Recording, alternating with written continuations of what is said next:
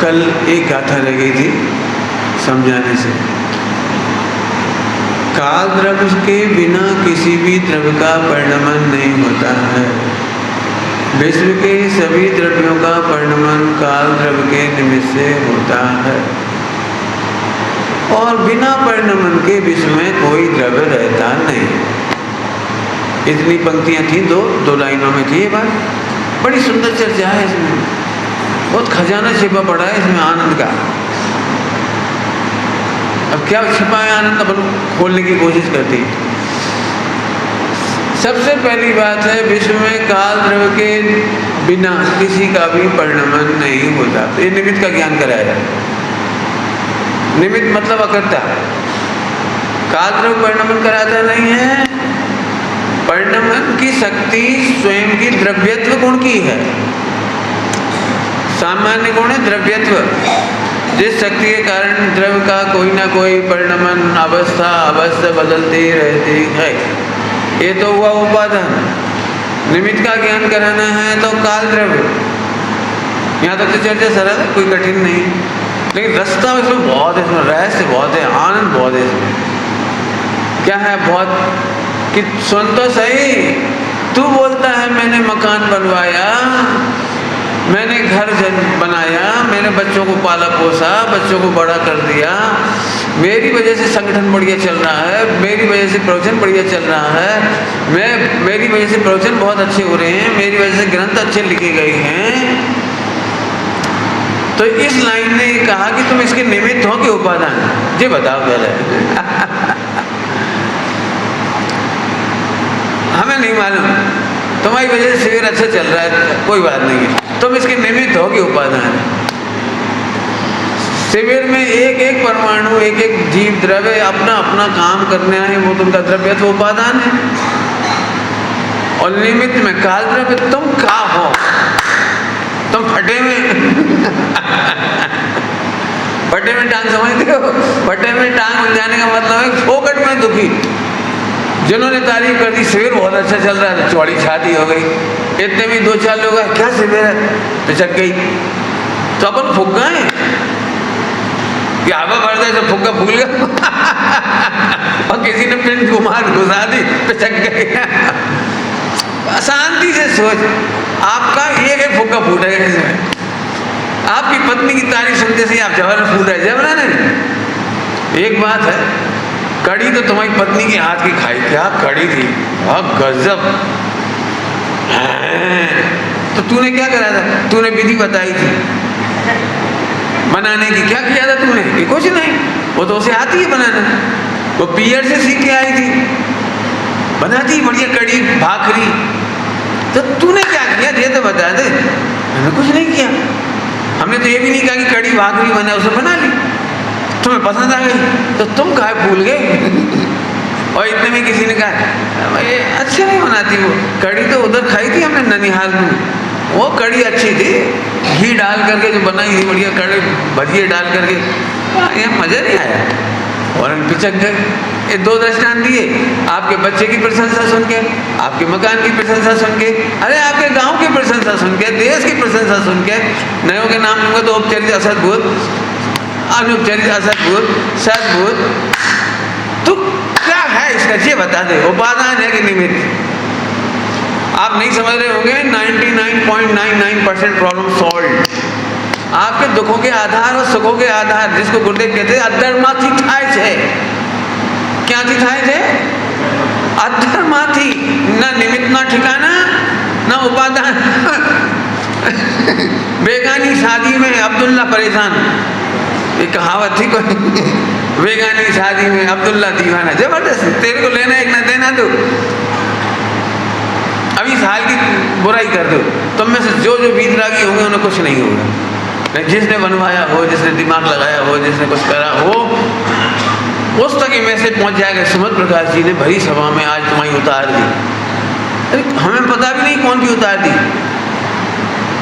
मैंने तो ऐसे कुछ कहा, बस कुछ कहा।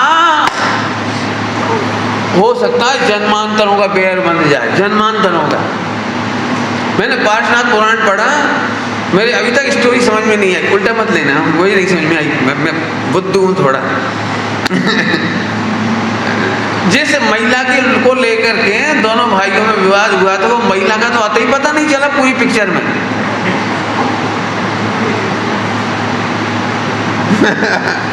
और जो दोनों भाई 10 भाव तक दे दनादन दे दनादन दे दनादन दे दनादन चलता है। वो पत्नी कहाँ चली गई उसका तो बताओ कि वो उसका कोई ठिकाना नहीं। कहानी इतनी अटपटी है। बड़े भैया की पत्नी अगले जन्म में इसकी हथनी बनती है, हाथी की। वो इधर आ जाती है। क्या गजब है। इसका मतलब पूर्व जन्म में वो देवर पे खुदा थी।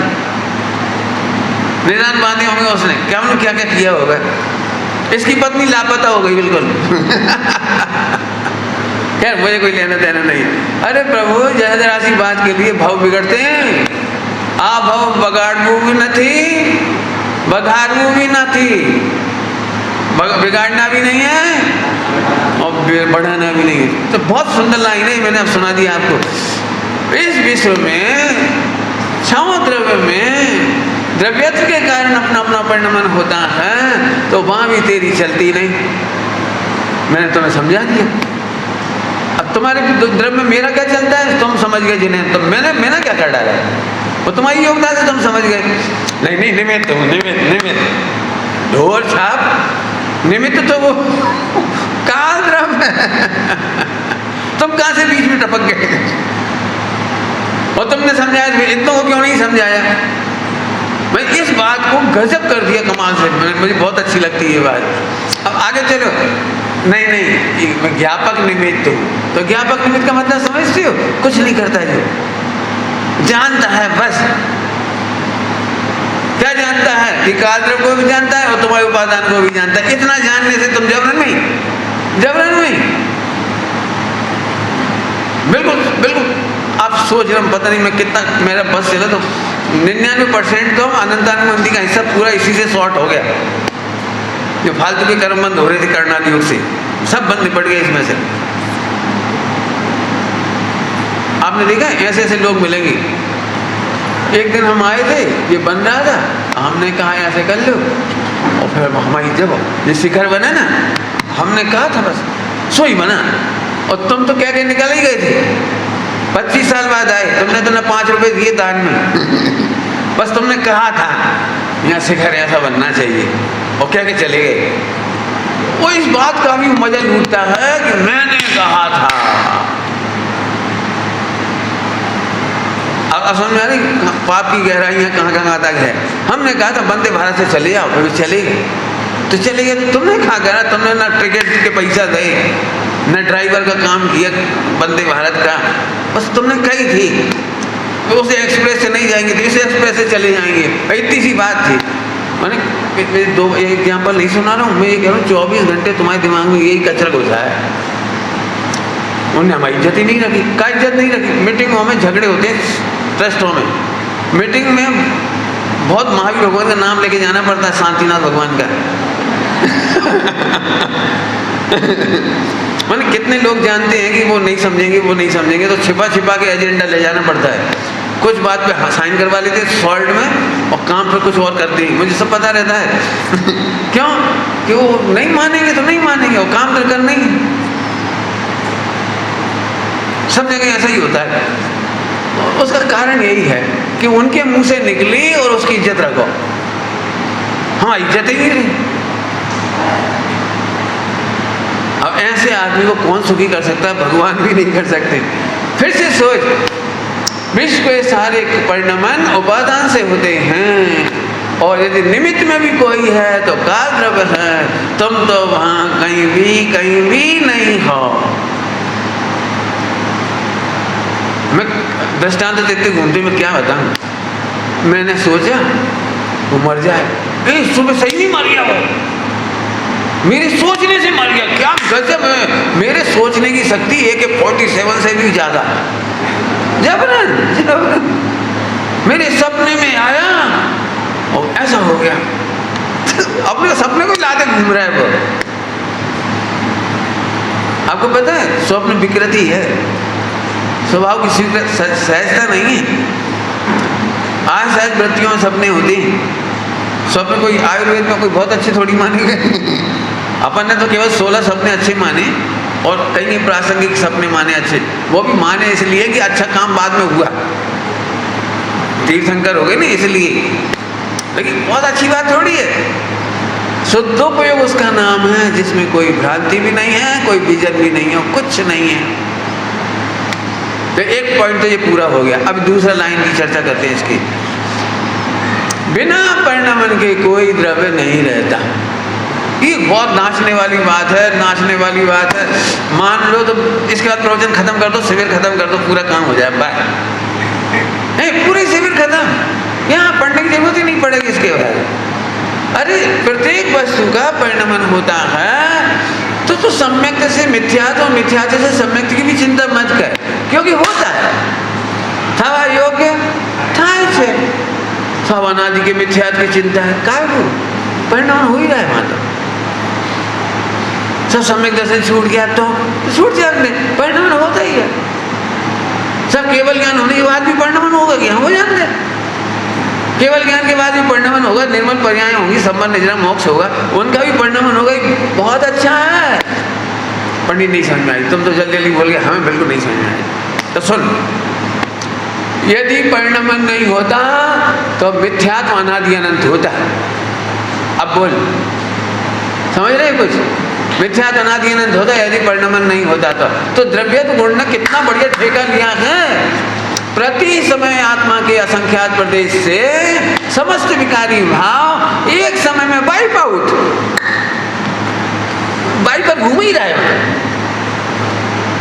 पॉइंट नोट किया जाए मिलॉर्ड, जिन जिनको लगता है मेरे विकारों का क्या होगा क्या होगा क्या, वे है ही नहीं। कोई माई गलास सिद्ध कर दे आत्मा की सत्ता में एक समय से ज्यादा विकार रहता हो तो करो, मैं बिल्कुल तैयार हूँ, बोलो करो, करना नहीं उसे सिद्ध करो, जहां से तुम्हें करना है करो।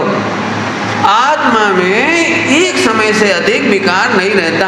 नंबर 1, भूतकाल का विकार आत्मा में है ही नहीं और भविष्य का हुआ नहीं, तो वर्तमान में तीनों काल आत्मा निर्दोष है ना। सब नहीं समझ में आई। वर्तमान का भी तो वर्तमान का तो है, वर्तमान का तो है। अरे वर्तमान का भी विकार है, वो इसी समय वायु आउट होने वाला है, बिना मिटाए मिटने वाला है। मुझे दुनिया के परिणमन की तो चिंता नहीं रही, लेकिन अपने विकल्पों की भी चिंता नहीं रही, अपने विकारों की भी चिंता नहीं रही। इसका नाम है निर्विकल्प स्वसंवेदन। ठोक के कह रहा हूं, समझ में आ रही कुछ बात कि नहीं आई? समझ में कोई गलत तो नहीं बोल रहा हूँ। एक गुरुदेव क्या बोलते थे, एक समय नो विकार है, एक समय नो मिथ्या है, एक समय नो राग है। ये क्या है एक समय? भूतकाल के राग की सत्ता आत्मा में हो तो निकाल के दिखा दो। 20 कोड़ा कोड़ी 70 कोड़ा कोड़ी का तुम्हारा हिसाब है। वे कोड़ा कोड़ी उनकी गणना है, वो कर्णान योग वाले कर्मों की, हमारे नहीं। आत्मा में फिर से सुनो, आपने देखा है वो हमारे दृष्टांत लायक तो नहीं, फिर भी क्या कह देता हूँ। वो कार होती है ना, कार में वो आगे पीछे वो घूमता रहता वाइपर, बरसात के दिनों में वाइपर लगा रहता है ना, तो उसमें मेरा सेटिंग नहीं बैठती उसमें, वो तो बहुत देर बाद आता है इधर, वो तो बहुत समय लगा देता है। हमारे यहाँ तो ऐसा वाइपर है और प्रत्येक प्रदेश पर है। ये समय से ज्यादा विकार की सत्ता नहीं रहती, मोह की, राग की, द्वेष की, काम की, विकार की। तुमने डराने के लिए बोल दिया असंख्यात लोक प्रमाण। असंख्यात लोक प्रमाण भी अधिक समय की पर्याय को लेकर है। एक समय की पर्याय में एक ही प्रकार का विकार है, और वो भी कैसा? डॉक्टर साहब जिसके लिए एक बात कहते थे, बहुत अच्छे दृष्टांत, कि हम जिसे विकल्प को टालना चाह रहे हैं, परिणाम को दूर करना चाहते हैं, वो तो एक समय का है, वो तो मर ही गया। तो दादा ऐसे दृष्टांत देते थे, सबको याद होगा, कि हमने गोली चलाई, सबको लगा कि हमारी गोली से मरा। अरे उसका तो मरने का काल ही था। कौन का? जिसको मैंने गोली मारी है वो मेरी गोली से नहीं मरा, वो तो उसके मरने का काल ही था। हाँ, ये बात अलग है, मरने का काल था और गोली लग गई। हम अपराध बोझ से भरे जा रहे, हमने मार डाला, हमने मार डाला, हमने मार डाला। ऐसे ही एक भी परिणाम को बिगाड़ना सुधारने का काम जीव का नहीं है ही नहीं, तो निर्विकल्प हो गए। जब ऑटोमेटिकली विकल्प मिट रहा है तो हम काबू मिटाएं। इसका नाम है निर्विकल्प हो जाना वस्तु स्वरूप हो जान के। और स्वयं संवेदन माने स्वयं माने ध्रुव, अनादि अनंत अप्रभावी विकार मात्र से, परिणाम मात्र से, पर्याय मात्र से। तो मैं अब जितने नाम डालना डॉट डॉट करते रहूंगा, खाली स्थान भर लो। और सारे विश्व से अछूता तत्व हूं। तब तो पढ़ाते थे कितना जोरदार, 6 द्रव्यों में 7वां द्रव्य हूं बोल, 5 अस्थिकाय में 6ठा अस्थिकाय हूं बोल, 7 तत्व में अंधेरा कोई 8वां तत्व हूं। ये क्या मस्ती है ये? बिल्कुल समझ लेना, मैं सच कह रहा हूँ। मैं इतनी प्रवचन करने का मेरा आनंद बस भर रहा है। अब मेरे को नहीं करनी इच्छा हो रही आगे। पीयूष नहीं, ठीक गलत नहीं कह रहा हूँ, गलत कह रहा हूँ। एक समय का विकार का मतलब तो बोलो भैया। तुम तो मूर्ख हो, प्राग भाव नहीं मानते। 6 महीना पहले ऐसी गुस्सा आई थी, आज तक खलबिला रहे। क्या खलबिला रहे? इतनी भयंकर गुस्सा बता भी नहीं सकते आपको। हम कह रहे थे आदमी प्राग भाव है। ये प्राग भाव एक समय के पर्याय का परिणाम होता है ना, इसी के लिए बना, इसी से बनाया ये प्राग भाव। एक समय की पर्याय का विकार अपने आप मिट जाता है, इसीलिए प्राग भाव है। जिन विकारी भावों की सत्ता ही नहीं रही तो वे उन्हें मिटाने के लिए रो रहे सबके सब। पंडित जी बहुत गंदी आदत है।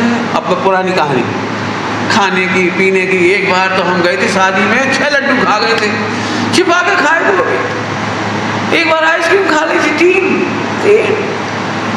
मर गए तुमने खाई थी कि जाने थे? उनका तो परिणाम हो गए। वो 3 आइसक्रीम खाता हूँ, क्या कहता था मैं नहीं समझता भाषा। इनपुट भी हुआ और आउटपुट भी हो गया। मशीन में शेष ही नहीं बची। वो आइसक्रीम और लड्डू तुम्हारे जो रो रहे उनके लिए तुम बैठ गए।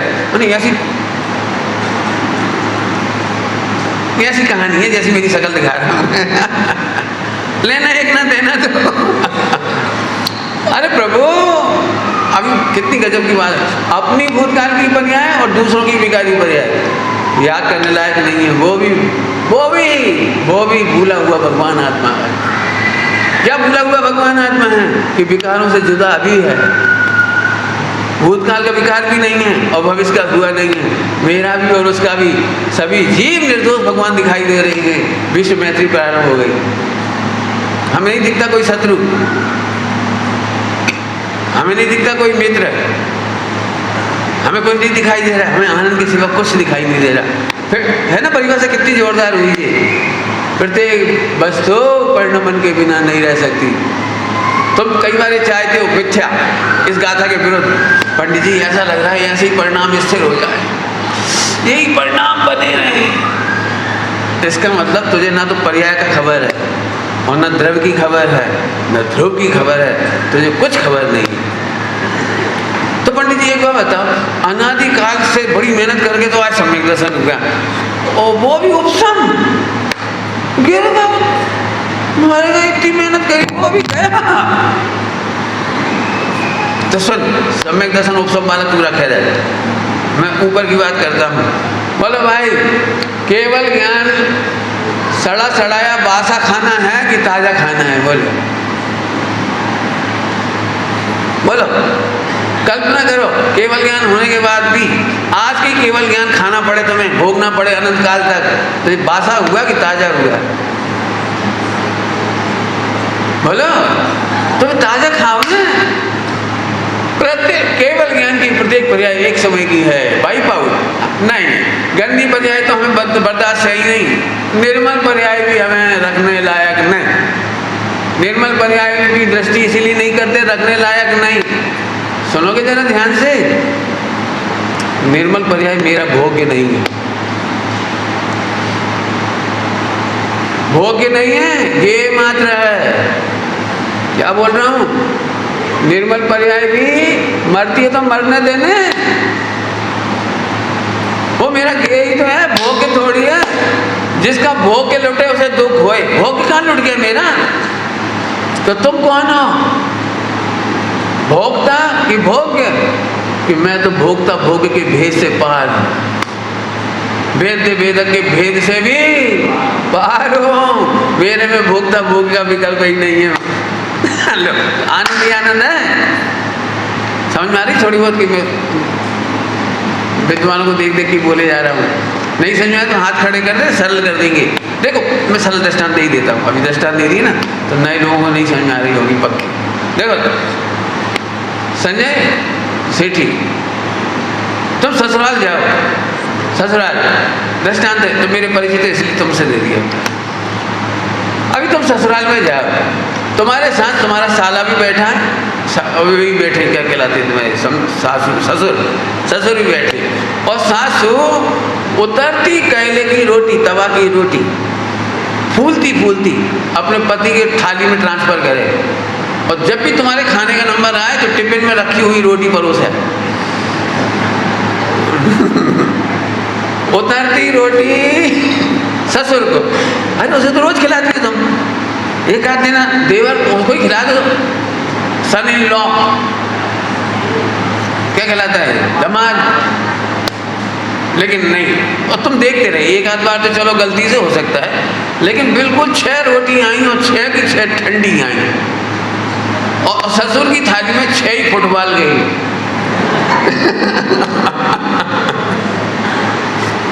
तुम्हें कैसा लग रहा है? ईमानदारी से बताना कैसा लग रहा है? खाने पीने का सारा मूड ऑफ, घर आकर के पत्नी से बोलेंगे, और तो कौन से बोलेंगे?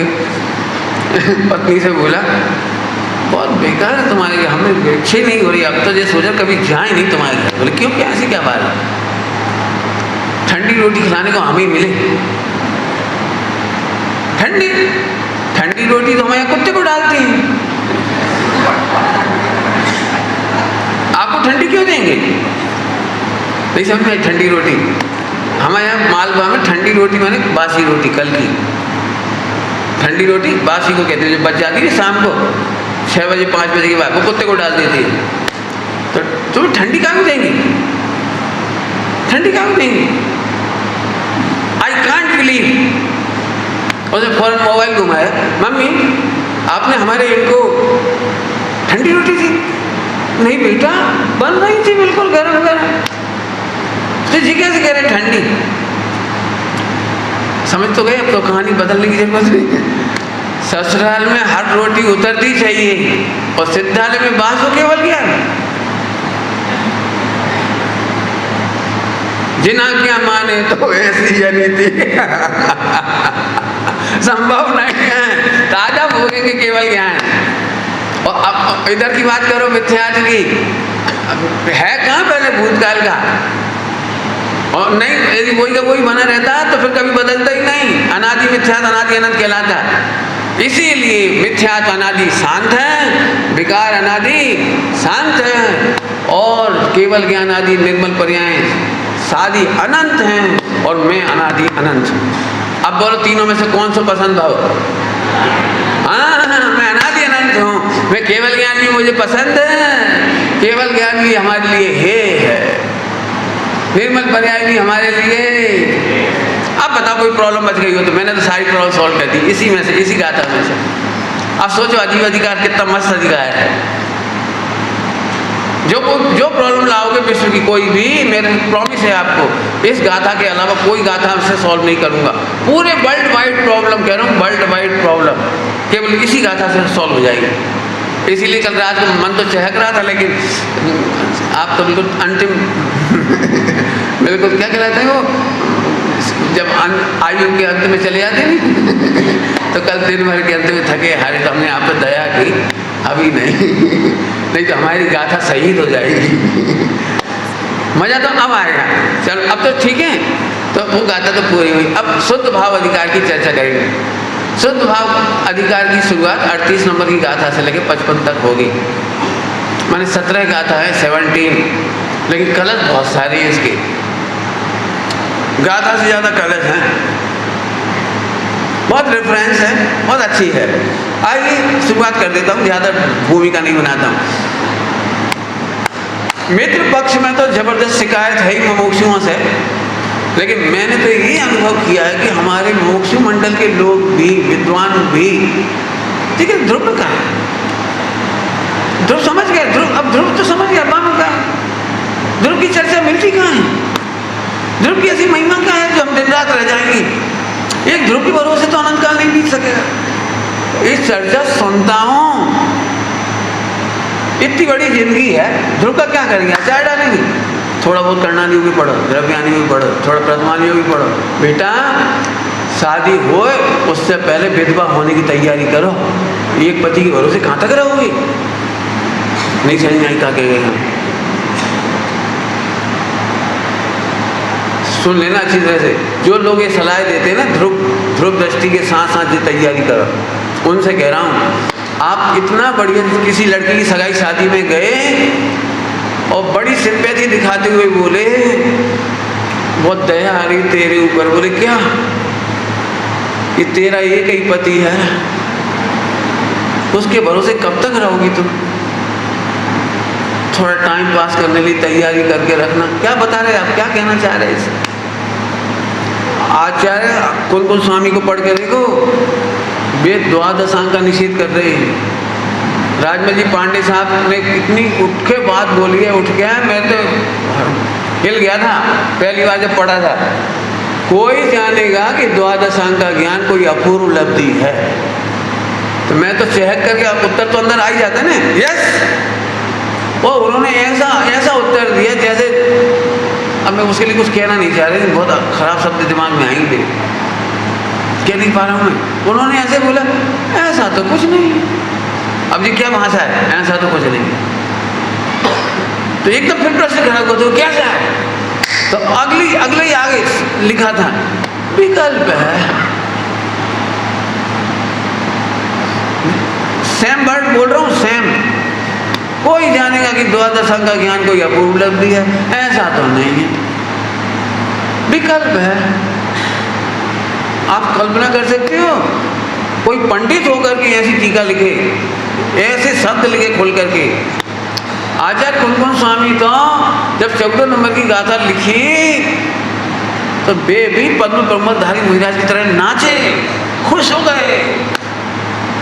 बहुत कम होगा कि कोई ग्रंथ के आखिरी में अपने ग्रंथ की तारीफ करेगी द्वादशांग से बढ़कर है, या द्वादशांग का सार मेरा समय सार। लेकिन कोई विरल गाथा ऐसी होती है जिसके तत्काल बाद उन्होंने कहा कि द्वादशांग का ज्ञान इससे अलग कुछ नहीं। यही है द्वादशांग का ज्ञान, आत्मा बस। जिसने आत्मा को जाना उसने सब जाना। जेने आत्मा ने ओढ़ तेने बद्दू ओढ़। हम तो इसको ऐसे हल्का कर रहे थे, अब आत्मा तो जान लिया। आगे हमसे मिलते हैं लोग, आप क्या कर रहे हो आजकल? हम भी कुछ नहीं। क्या कर रहे हो? क्या पढ़ रहे हो? एक ही क्वेश्चन होता है, और तो क्या क्वेश्चन होंगे उनके बाद? हम कह रहे कुछ नहीं, कुछ नहीं। हमने कब कहा हम बोर हो रहे? देखो टाइम नहीं कटे तो काटने के लिए कुछ पढ़ो। पॉइंट पकड़ में आ रहा है? टाइम काटने के लिए तो ऐसी बात हो गई कि वो स्वागत से कह रहे कि विधवा होने की तैयारी करो।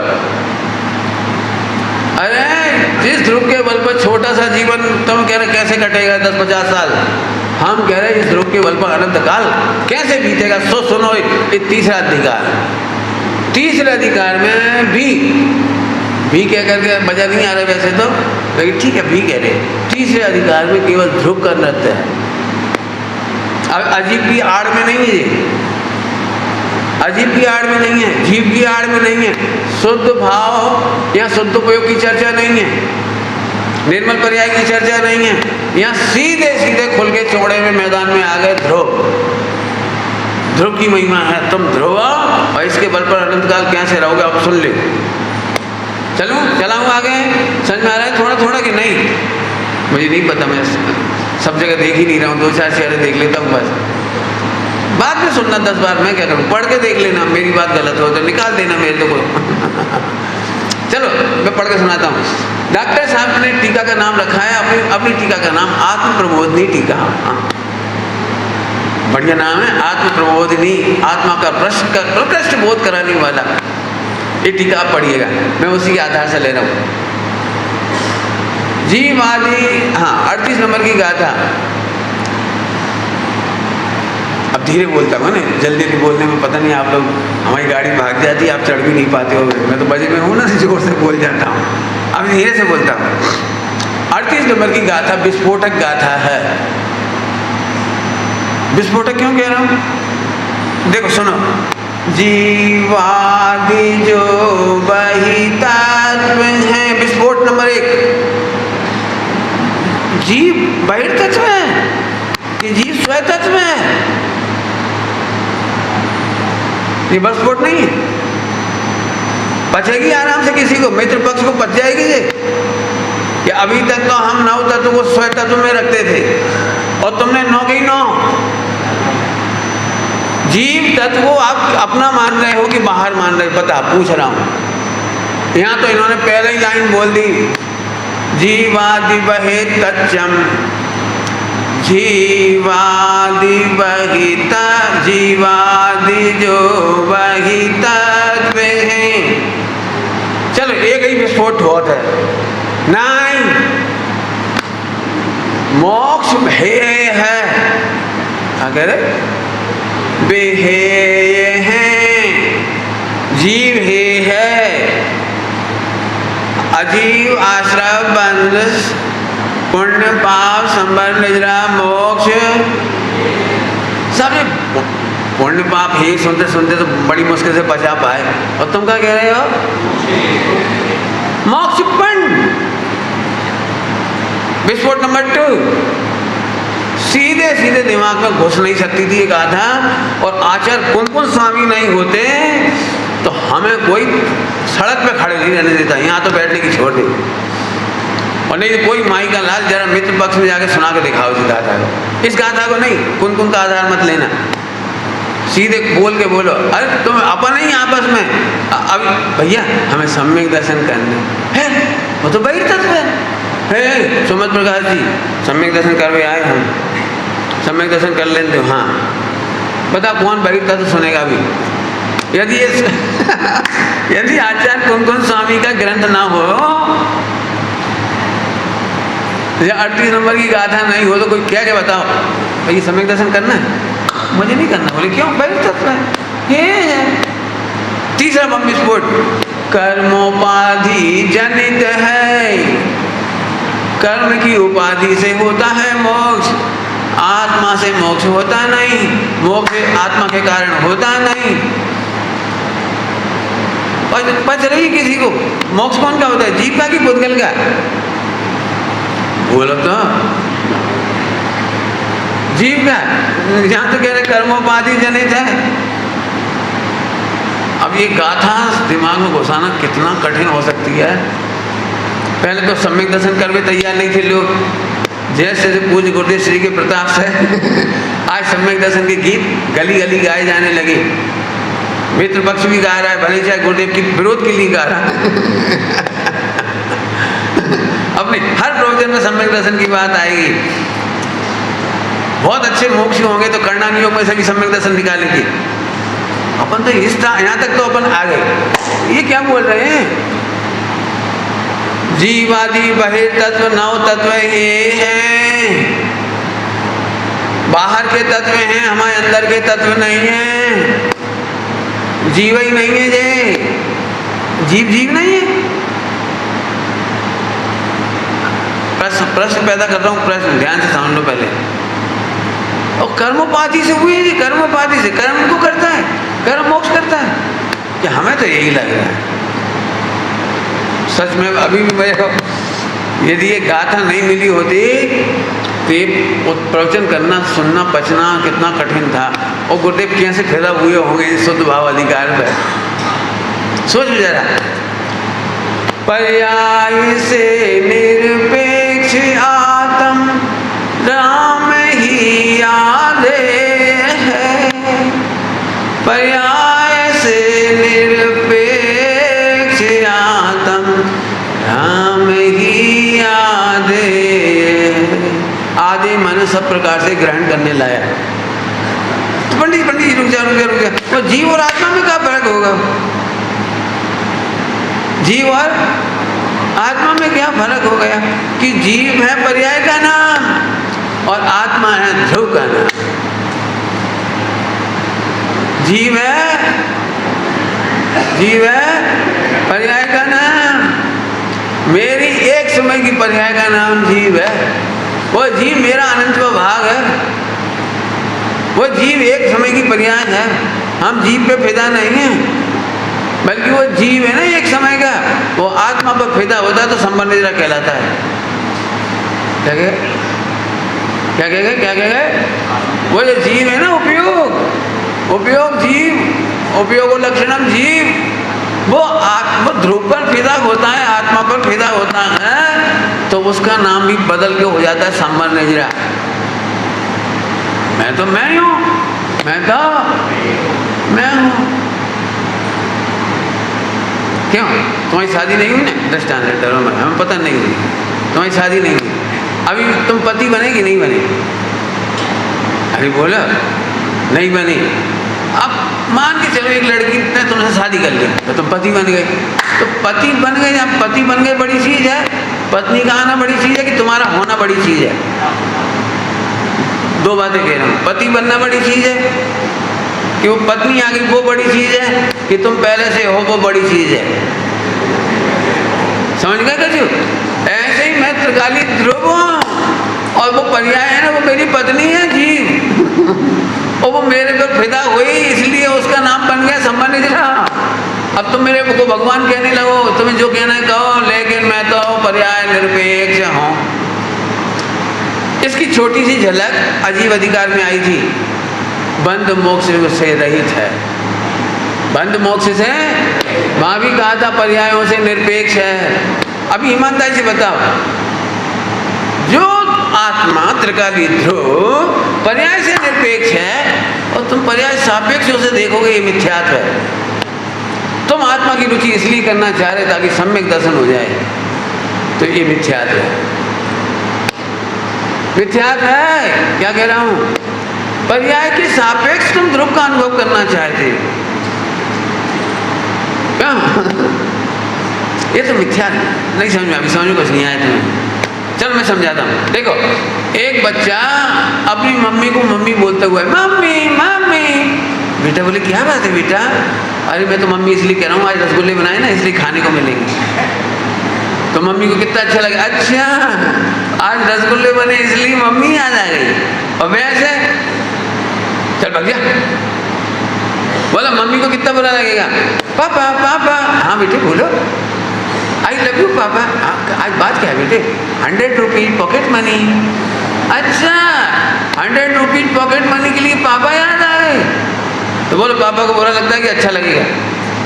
दृष्टांत हो गए। तो ऐसे ही तुझे मोक्ष मिलेगा इसलिए आत्मा अच्छा लगता है, ध्रुव अच्छा लगता है। भाग जा, मिथ्या दृष्टि कहेंगे, सम्यक दर्शन 3 काल में नहीं होगा, मोक्ष नहीं होगा, नहीं होगा। जा, अब तो समझ में आ गया? आहा, तो फिर हम आत्मा को ध्रुव क्यों अनुभव करें? मुझे कोई पर्याय की दरकार नहीं है, कोई विकार मिटाने की दरकार नहीं है, कोई निर्बल पर्याय का जरूरत नहीं है। मेरा ध्रुव ही अच्छा है, हम उसमें रम रहे हैं, हमें नहीं मालूम। क्योंकि मैं हूँ इसलिए रम रहा हूँ, बस। इसका नाम शुद्ध उपयोग, इसका नाम शुद्ध उपयोग।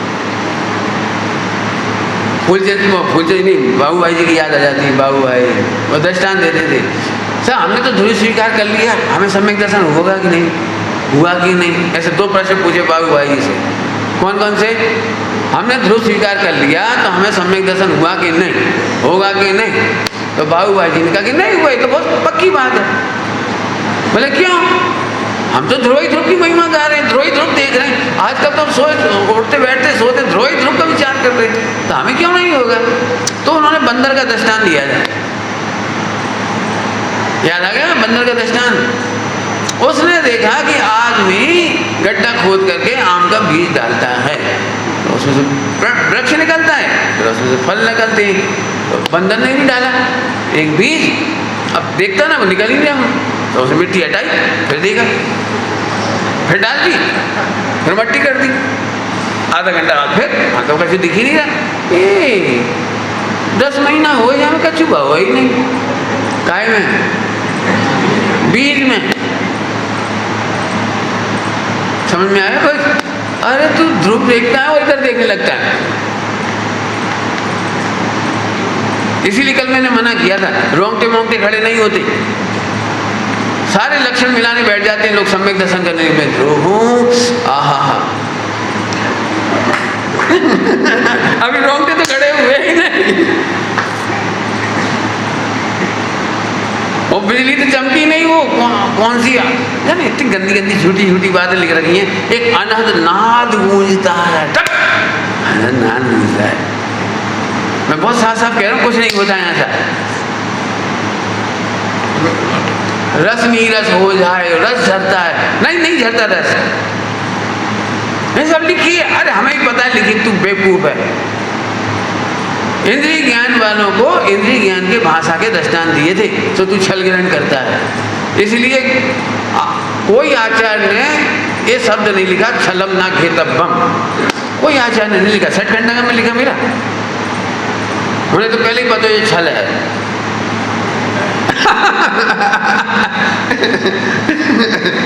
बहुत बड़ी बात कह दी मैंने। ये तो आचार्य कौन कौन स्वामी समय सारणी लिख रहे थे, उन्होंने लिखा छल निग्रहण नहीं करना, क्योंकि हमारी मजबूरी है। हम अतीन्द्रिय ज्ञान का भगवान आत्मा और इंद्रिय ज्ञान की कटोरी में सौंप रहे हैं, तो इंद्रिय ज्ञान का छल ग्रहण नहीं करना। तो फिर क्या है, सच्ची बात क्या है? सही बात बोलूं फिर से, नहीं समझ में आएगी ये तो मुझे ही पता है कि ध्रुव का अनुभव सम्यक दर्शन से लेकर मोक्ष तक के लिए मत करो, और सब आश्रम बंद के निषेध के लिए मत करो। इसमें ध्रुव की इंसल्ट है। सब आपने जो कहा था ध्रुव में अपनापन करो, कि हाँ ध्रुव में अपनापन का यही मीनिंग था, डॉक्टर साहब ने कहा था। ध्रुव में अपनापन का ये मतलब नहीं था कि विकारों को मिटाने के लिए करो और निर्मल पर्यायों को करने के लिए करो। अपनापन किससे कहते हैं पता है? क्यों? आपको मेरे से अपनापन है कि नहीं? लोक व्यवहार की भाषा में पूछ रहा हूँ, लोक व्यवहार की भाषा, वो अपनापन अभी नहीं लगा इधर वाला। आपको मेरे से प्रेम है कि नहीं? कितना प्रेम है बोलो? आपको मेरे से वात्सल्य है कि नहीं? जल्दी बोलो। अरे बोलो, है पक्का? अरे हाँ, आप जैसा आदमी कहाँ मिलेगा? हमारे घर आ जाओ, आप ही बर्तन मांज देना, इतनी इसलिए आपकी याद आती है। हमारे यहाँ तो राख उसकी मचते हैं साबुन के, आप लेकिन राख से मांजते, तो हमें एक बार बड़ी भावना है कि आपके हाथ के मंजे हुए राख के बर्तन में पानी पिए। बहुत अपनापन है हमें आपसे। अच्छा, झूठन मजवा रहा है तू? मैंने बर्तन मजवाने के लिए याद कर रहा है मुझे। ऐसे ही ध्रुव का स्मरण मोह राग देश दूर करने के लिए मत करो, और निर्मल पर्यायों के लिए मत करो, और नहीं तो फिर तुम्हें एक डांट पड़ेगी, पज्जय मूढ़ा ही पर समया। ध्रुव का अपमान है, ध्रुव की विराधना है, तो सब ध्रुव का अनुभव क्यों करें? क्यों करें बताऊं? क्योंकि वो है। क्या कहा मैंने? अपनी पत्नी को अपनी पत्नी मानो, इसलिए नहीं कि स्वर्ग मिलेगा, और नहीं मानोगे तो नरक चले जाओगे, ये ऐसे नहीं। अपनी पत्नी है, मान लो है, घुमाने फिराने की क्या जरूरत है? ऐसे ही ध्रुव हो, भगवान हो, निर्दोष हो, गायक हो, है ना? इतना सहज भाव से स्वीकार करने के लिए अधिकार है, और इसमें जगह जगह लिखा है सहज स्वीकार, सहज स्वीकार, सहज परिणमन, सहज मुद्रा, सहज उत्फुल्लन, के बहुत अच्छे अच्छे शब्द हैं इसकी। तो बोलो भैया तैयार हो? देखो अब और सरल दृष्टांत देता हूँ। मुझे पता है ध्रुव में आपको अपनापन नहीं है, परायापन है, लेकिन ध्यान आपका अपनापन कोई दृष्टांत देता हूँ। कौन से बोलो? जिन्हें तुम पुरुष हो कि स्त्री? पुरुष हो, नहीं दृष्टांत जिन्हें से कह रहे तुम आत्मा थोड़ी कह रहे हैं, जिन्हें नाम की संज्ञा ली हमने, ऐसे घुमाओ मत। तुम पुरुष हो तो क्या मान रहे पुरुष? अब हम तुमसे पूछे पुरुष क्यों मान रहे, तो उत्तर क्या है? हाँ, तुम्हें ऐसा तो नहीं लगता? नमो हरिहरदानम, सही बोल दो भैया, नहीं तो नरक चले जाए। अपन पुरुष हैं, सही बोल दो, नहीं तो नरक चले जाए, और सही बोलेंगे तो मोक्ष। बोलो, मैं पुरुष हूँ, इस बात को स्वीकार करने में आपको ना तो स्वर्ग मोक्ष का प्रलोभन आया और ना नरक निगोद का भय। तो हम आपसे पूछ रहे हैं, ध्रुव का अनुभव करने के लिए आपको स्वर्ग मोक्ष का लोभ क्यों और नरक निगोद का भय क्यों? और ये बात का उपकार भी टोडरमल जी साहब का है। टोडरमल जी साहब ने लिखा है, सच्ची उदासीनता सच्चा वैराग तो तब है जब तुझे कोई इष्ट अनिष्ट भाषित ना हो, स्वर्ग मोक्ष आदि का लोभ ना हो, नरक निगोद का भय ना हो। सत्य तो तब है, सम्यक दर्शन तो तब हो। अब तो समझ में आ गया ना? इंटरव्यू लूंगा मैं बाद में, हो ध्यान रखना, मेरे पास आओ तो संभल के आना।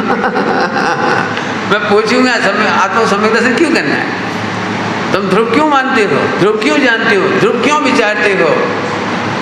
यहाँ बैठिए तो वही वो 70 घोड़ा घोड़ी अनंत अनुबंधी ध्रुव हो, अनुभव कर, इतनी सी बात है। चलूँ आगे। जीवादि बहिर्तत्व है। पंडित साहब बहिर्तत्व क्यों, ये नहीं समझ में आई, अभी भी नहीं समझ में आई। आप और सबको बहिर्तत्व कह दो चल जाए, लेकिन जीव सही बता ना, आप लोग जीव तो कब अपन ही है ना, जीव तो ये बहिर्तत्व तो मत बोलो। तो सुनो, पहला उत्तर क्या दिया था? यहाँ जीवादि नवतत्व पर्याय का नाम है, बराबर। दूसरा उत्तर, जिसके आश्रय से सम्यक तो होता है उसे तो कहते हैं अंतस्तत्व, और जिसके आश्रय से सम्यक दर्शन नहीं होता है उसको कहते हैं बहिर्तत्व। परिभाषा लिख लो, क्या बोला? नियम सारणी में बहिर्तत्व की परिभाषा। उमा स्वामी ने सबको स्वतत्व कहा, 5 भावों को याद है?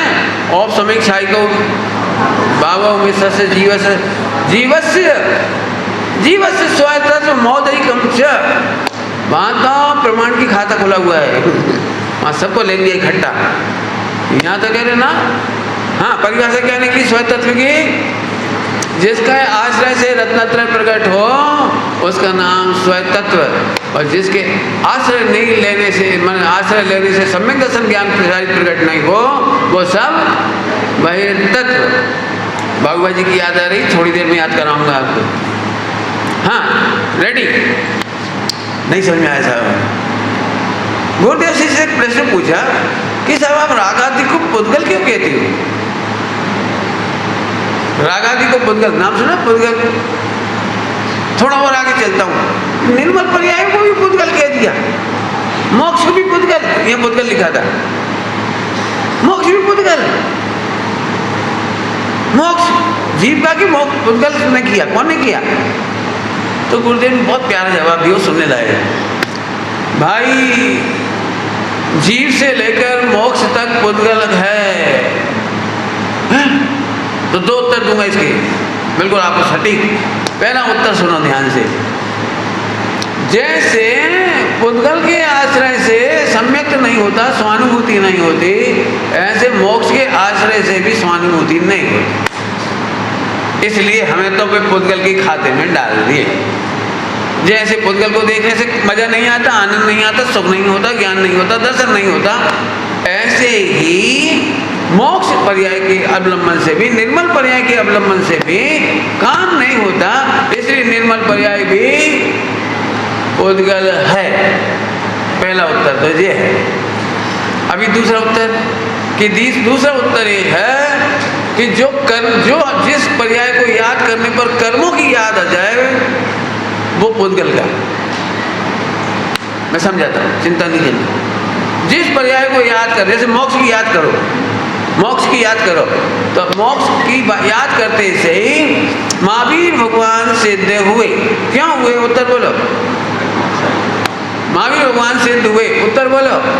क्योंकि उन्होंने 4 घातियां 4 अघातियां 8 कर्मों का क्षय किया, इसलिए मोक्ष गए। याद आ गई नहीं? याद आ गई नहीं 8 कर्मों की? बोलो महावीर भगवान अरहंत हुए, कौन की याद आई बीच में तुम्हें? 4 घातियां कर्मों। अरे ये तो सब बेकार हो गया, बेकार हो गया। तो फिर सुनो, पुद्गल है, हमें नहीं मालूम, बहिर्तत्व है, हमारा तत्व नहीं, बहिर्तत्व है, बहिर्तत्व है। पंडित जी आप सही सही बताओ, हमें नहीं समझ में आ रही है।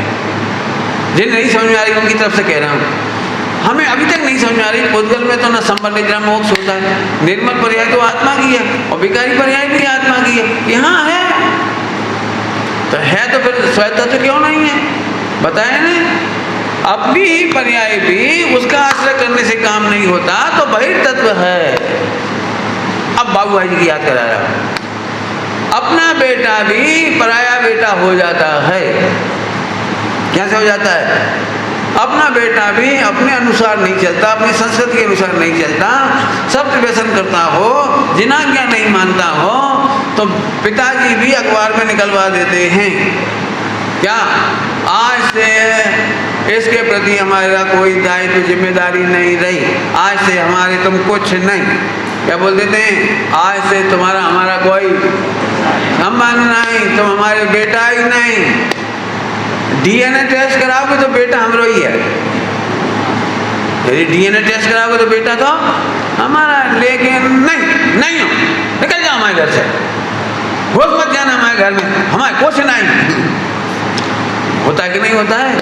ऐसे ही जो पर्याय ध्रुव को प्रसिद्ध नहीं करती, जो पर्याय को प्रसिद्ध करती है वो बहिर्तत्व है। तुम्हें देख के हमें कहीं और की याद आती, कर्मों की, उपशम की, क्षय की, क्षय उपशम की। इसको कहते हैं कर्मोपाधि जनित। कर्मों के उपशम से हो उपशम सम्यक, कर्मों के क्षय उपशम से हो क्षय उपशम सम्यक, क्षय उपशम चारित्र, कर्मों के क्षय से हो क्षयिक और कर्म के उदय से औदयिक। इन चारों भावों को हमारे होने पर भी गेट आउट। अब जिन्होंने 5 भाव का स्वाध्याय किया वो भी थोड़े समझ गए होंगे, थोड़े, बाकी तो आपको मेहनत करनी पड़ेगी। मैं तो क्या कर सकता हूँ, मैं बोल ही सकता हूँ। कठिन कक्षा है, ये बात पक्की है। मैं कहूँ तो सरल करेंगे और चिंता नहीं करो। देखो और सरल दृष्टांत दे देता हूँ, एक और महिलाओं की तरफ जा रहा है दृष्टांत। अभी पिताजी का था, अभी महिलाओं की तरफ। बेटे का विवाह हुआ तो अभी तक बेटा आते से ही मम्मी को याद करता था, मम्मी भूख लगी, मम्मी शादी में जाना, मेरे कपड़े। सैलरी मिलती थी तो महीने में आते से ही सैलरी मम्मी के हाथ में देता था। तो माँ बेटे का बड़ा अच्छा डाइल्यूशन था, रिलेशन था अच्छा। लेकिन एक दिन शादी हो गई और उसकी पत्नी अच्छी आ गई, तो वो माँ को हैरान थोड़ी करेगा। आप क्यों नोट गिनो, कष्ट मत करो। और मम्मी को क्यों पराठे बनाने पड़े हैं ना, वो आप आराम करो। तो आते से ही पत्नी, मुझे भूख लगी, मेरे कपड़े, सैलरी, 3 बताएं, ऐसे सब लगा लेना। तो हर बात के लिए पत्नी के पास चला जाए, पत्नी से बातचीत करे, सब कुछ। और मम्मी से पूछे ही नहीं कि बेचारा। बहू भी चौथे काल की थी, खराब नहीं थी, बहुत अच्छी थी, मम्मी को बिल्कुल हैरान नहीं करती थी बिल्कुल। तो भी मम्मी को एक अनकहा कष्ट था जो बहू के कहने से भी उत्पन्न नहीं हुआ था। और बेटा भी कहता ही नहीं था कुछ, घर में कोई कमी भी नहीं थी, चौथा काल बरत रहा था। लेकिन बेटा बस माँ के पास नहीं आता था, ये माँ को खलने लगा। अब देखो कष्ट कहीं से उत्पन्न नहीं हुआ थी। 1 दिन 2 दिन 1 महीना वो रोज इंतजार करती, बेटा हमारे पास आ जाएगा, नहीं आया। और 1 महीना बाद मंदिर में मिथ्यात्व को प्राप्त हो गई, चेहरे की रौनक खत्म। मंदिर में सब कह रहे बात कहाँ है, कछु बोलो। सब सुनना चाहते थे बहू की बुराई, ताकि फैला सके मार्केट में। बहू खराब है, नहीं ऐसी कोई बात नहीं। रोटी नहीं दे ना, ऐसी कछु बात नहीं। कछु किए थे, सुना थे, ऐसी कछु बात नहीं। तो बोलो ना क्या बात है। कछु नहीं, सब ठीक है, कर्म को उदय भुगत रहे। जो जे कर्म पूरा किए खोटे। तुम घुमाओ मत जलेबी, सीधे सीधे बताओ कि बहू खराब है कि बेटा खराब है। क्या तो भाई कछु नहीं है, बस अपना ही उदय खराब। अब ये रहस्यात्मक हो गया पूरा, है ना, पूरा कितना रहस्य हो गया। तो एक बहुत ही फास्ट फ्रेंड थी उसकी, फास्ट फ्रेंड, उसे बता दिया उसने। क्या बताया? ये कई बात की पीड़ा है, बेटा अपना नहीं रहा, बेटा बहू को होगा। कौन को होगा? बेटा कौन का हो गया? डीएनए टेस्ट कराओ। बेटा बहू का हस्बैंड है कि सन? अरे तुम नहीं समझोगे पंडित जी, तुम नहीं समझोगे, जाओ हटो। हम नहीं समझते, तुम सब समझते हो। देखो वहां सारी विवक्षाएं समझ में आ रही है सबको। बेटा बहू का हो गया का मतलब सब समझ गए कि नहीं समझ गए? बेटा तो हमारा ही है, लेकिन अब हमें रिस्पॉन्स नहीं देता। ऐसे जो पर्याय जिन्हें देखने से कर्मों को रिस्पॉन्स चला जाए, हमें रिस्पॉन्स नहीं मिले, तो वो पर्याय कर्मों की है, पुद्गल की है, कर्मोपाधि जनित है। वो कर्मों के उदय को याद दिलाए, उपशम को याद दिलाए, क्षय को याद दिलाए, नहीं वे हमारी पर्याय हमारी नहीं। तो हमारी पर्याय कौन सी है? हम तो चेतन चमत्कार मात्र हैं, हम तो चैतन्य मात्र हैं। हमें हमारे लिए और किसी की जरूरत। ये है सम्यक दर्शन। 38 नंबर की गाथा सम्यक दर्शन से स्टार्ट हो रही है, लेकिन सम्यक दर्शन नहीं बता रहे इसमें, सम्यक दर्शन का विषय बता रहे हैं। चलते चलते अभी भी तुम इसलिए ध्रुव को चाहो कि सम्यक दर्शन हो जाए, तो तुमसे ज़्यादा गद्दार बहू को बेटा नहीं है। बहू को बेटा समझ गए? तुम कर्म के वफादार हो, ध्रुव के वफादार नहीं हो। और ऐसे लोग मंदिर में जाकर के पंडित जी के पास भी आकर के दीन होकर के कहते, पंडित जी इतने साल से गहराई से अभ्यास करते हैं, 6 से 8 घंटा रोज गुरुदेव की सीडी सुनते हैं, रोज पढ़ते हैं, सब कुछ कर रहे हैं। लगता है दर्शन मोहिनी की 70 कोड़ा कोड़ी प्रबल है। हमारी तरफ से तो काम कर लिया पूरा, बस अब देखो उपशम का इंतजार है, कब उपशम होता है, कब बिजली चमकेगी, देखते हैं भाई। हमारी तरफ से तो काम पूरा है, हमसे तो तुम पंडिताई करा लो पूरी, ध्रुव निरपेक्ष, पर्याय निरपेक्ष, कर्मोपाधि निरपेक्ष, हम पूरा पढ़ा देंगे। परंतु अभी वो उपशम होना बाकी है। तो हम कह रहे इधर आ, समझ गए? ऐसी धुनाई करे तेरी ढोर, तू नए चक्र को नहीं जानता। एक कहेंगे, मैं नहीं कहता हूँ, आचार्य देव बोलते तू नए चक्र को नहीं जानता। हमने इसलिए नहीं पढ़ाया था उपशम 6 उपशम। गुरुदेव के प्रवचन में वो चर्चा आती थी, पढ़ लेना उठा करके यार। गुरुदेव इतने हल्के से जवाब देते थे, ये तो संयोग का ज्ञान कराया है, उपशम 6 उपशम आदि का ज्ञान कराया है। मैंने वजन इससे ज़्यादा नहीं दिया गुरुदेव ने कभी भी। हमें अभी भी लगता है देखो प्रभु कब कर्म का उपशम होगा, मोहिनी का उपशम होगा। टोटमल जी साहब ने क्या लिखा है? आप तो महेंद्र रहना चाहे, आप तो ध्रुव को बातें करके छुट्टी दे देता है, बातें करके विचार करके आप तो महेंद्र रहना चाहता है, और दोष दर्शन मोहित के उपसमाधि को देता है। जिना क्या माने तो ऐसी अनीति। और सम्यक दर्शन होने की पहली शर्त है अन्याय, अनीति, अवक्ष। तो अनीति हो रही है, सावधान। आज के बाद ध्रुव के लिए इसलिए विचार नहीं करना क्योंकि सम्यक दर्शन हो गया। सम्यक दर्शन की याद आते से ध्रुव याद करना, ये मत सोचना उपशम 6 उपशम 6। क्यों? क्योंकि उपशम 6 उपशम में तो काल द्रव्य निमित्त है, तुम नहीं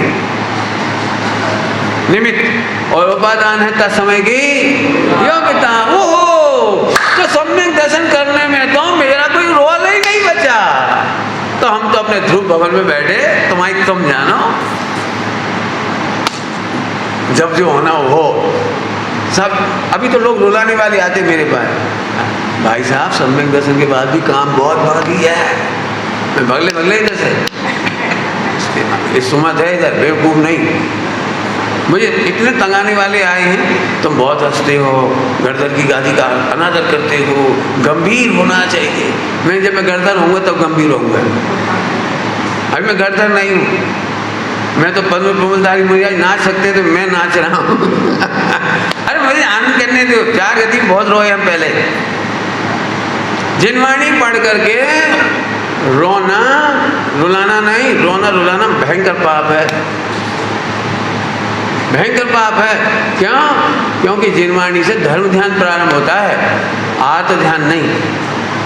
जिनवाणी पढ़कर आर्त ध्यान करो, नरक में क्या हुआ था, फला में क्या हुआ था, 4 गति में क्या हुआ था, और पर्यायों में क्या हुआ था, और कब होगा। रोना नहीं, आर्त ध्यान है। सम्यक दर्शन कब होगा, ये आर्त ध्यान है। केवल ज्ञान कब होगा, ये आर्त ध्यान है, धर्म ध्यान नहीं है। तो सब धर्म ज्ञान क्या है कि समय पे होगा, हम मजे में बैठे। सम्यक से लेके मोक्ष तक सब समय पे होगा, हमें मालूम है। हम तो हाँ क्यों होगा समय पर, 3-4 बार उत्तर दे दिया आखिरी में। बोलो वो निमित्त में वो है काल रहे और तत्समय की योग्यता उपादान है। हमारे हाथ में तो कछु है ही नहीं, हमारे हाथ में तो हमारा ध्रुव है। हम बैठे अपनी मौन सो।